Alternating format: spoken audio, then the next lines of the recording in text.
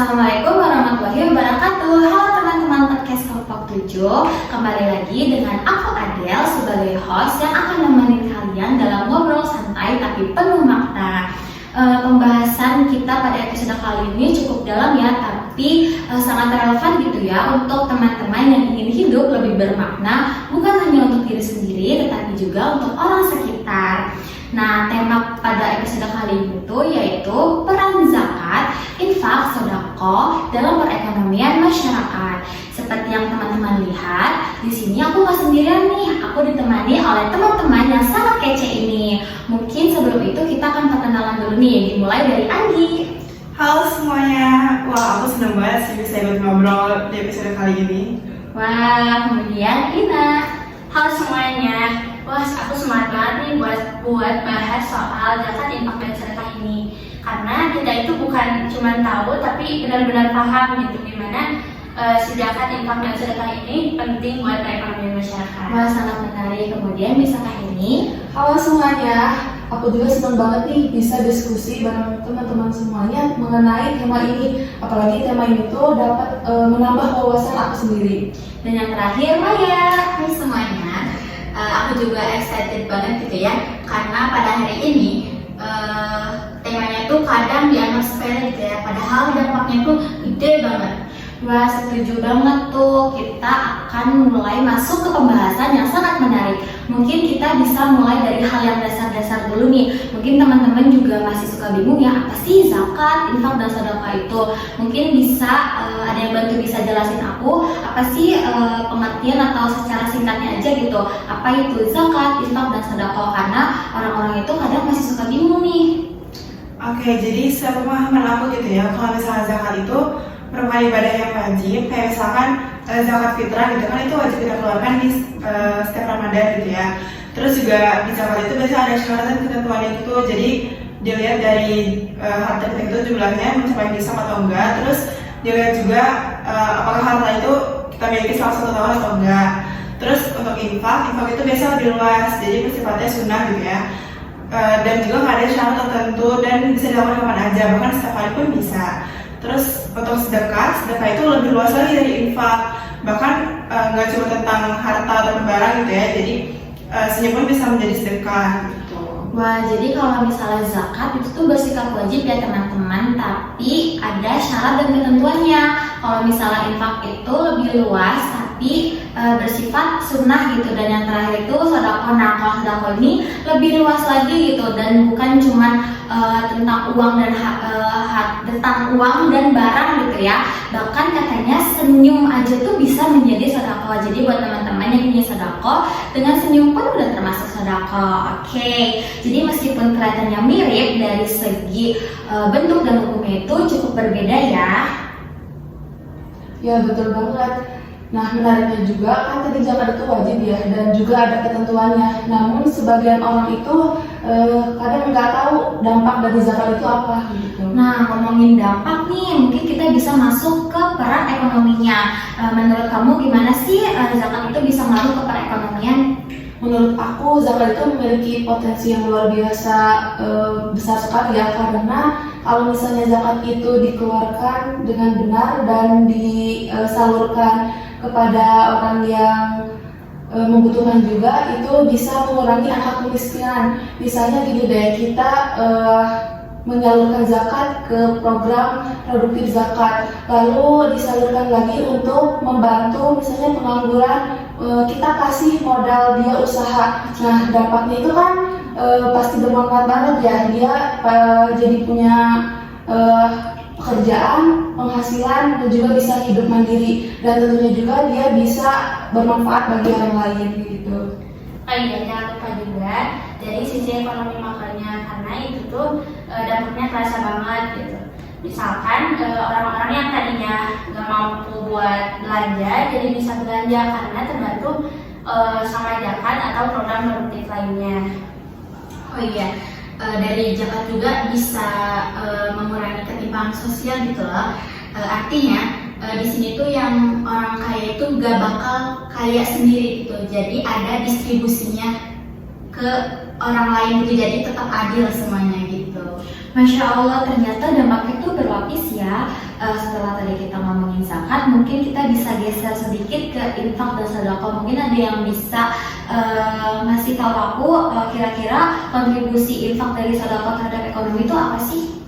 Nah, untuk infak sama sedekah ini itu kontribusinya besar juga ya, meskipun si infak sama sedekah ini itu gak wajib seperti zakat gitu. Contohnya seperti ada yang orang yang ingin membangun musola sama sekolah gitu buat disedekahin, kan itu bisa nyiptain lapangan kerja gitu buat yang membangunnya sama yang menyediakan bahan bangunannya.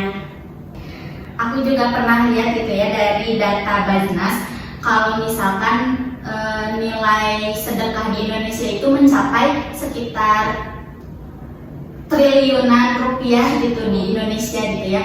Kalau misalkan itu dikelola dengan baik, itu bisa jadi penggerak gitu buat perekonomian masyarakat.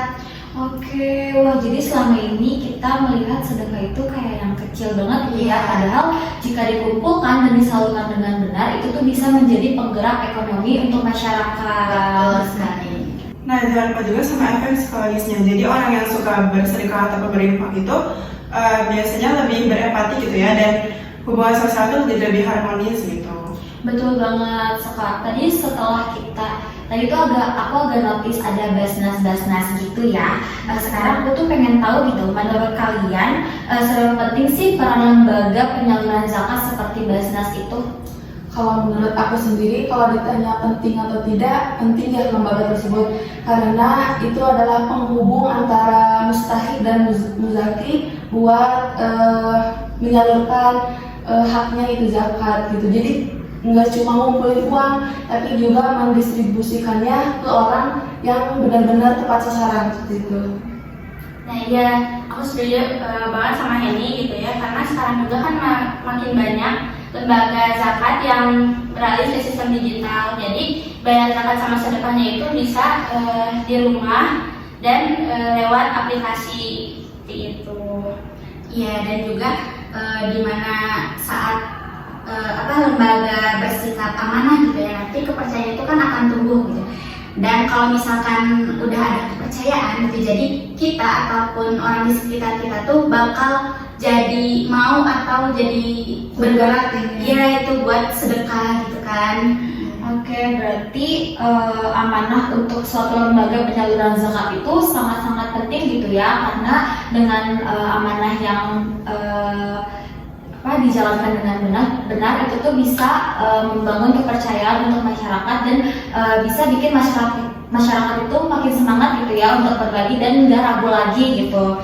Oke, setelah tadi kita ngomongin soal peran dan dampak zakat, infak, sedekah dalam ekonomi, aku juga penasaran gitu ya, dan mungkin teman-teman di sini juga penasaran. Tantangan terbesar apa sih dalam pengelolaan zakat, infak, dan sedekah selama ini gitu? Mungkin ada yang bisa bantu jelasin? Kayak kalau dari yang aku baca gitu, yang dari aku amati gitu, salah satu tantangan utama itu dari kesadaran masyarakat gitu ya. Jadi masih banyak yang belum ngerti gitu atau belum merasa penting untuk membayar zakat, apalagi infak gitu ya, dan sedekah, karena sifatnya itu kan sukarela gitu. Benar, dan selain itu juga tantangan lainnya itu di transparansi gitu ya. Kadang orang itu ragu ini tuh uangnya beneran sampai ke yang membutuhkan gak sih. Kalau misalnya lembaga pengelolaan itu nggak transparan, orang juga jadi ragu gitu ya untuk membayar zakat lewat lembaga. Iya benar, lewat lembaga. Nah, ngomongin soal transparansi ini kan sekarang sudah serba digital ya. Jadi si lembaga itu bisa pengelolaannya itu lewat digital, lewat teknologi agar lebih mudah lagi dan lebih transparan. Ya, lebih transparan dan efisiensinya itu lebih baik. Betul banget. Nah, dari situ juga penting banget nilai-nilai prophetic seperti jujur, yaitu sidik atau fatonat, dan juga tabligh. Jadi lembaga-lembaga tersebut tuh harus memiliki nilai-nilai prophetic supaya masyarakat itu lebih percaya dan lembaga tersebut lebih berkah seperti itu.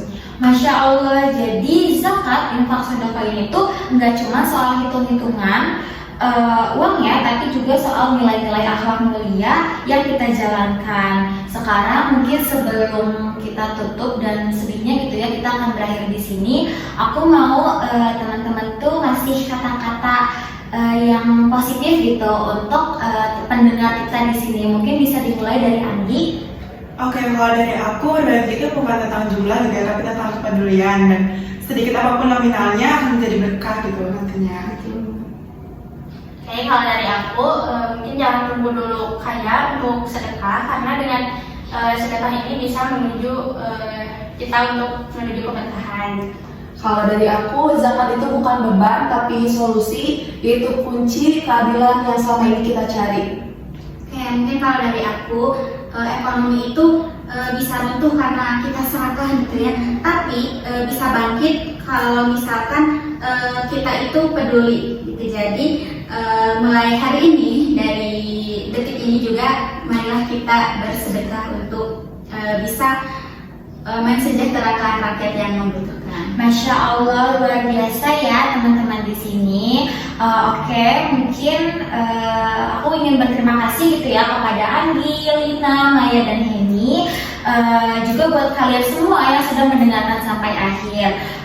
Semoga obrolan kita ini bikin kita semua lebih semangat lagi untuk berbagi. Mungkin sekian episode kali ini. Aku tutup. Wassalamualaikum warahmatullahi wabarakatuh.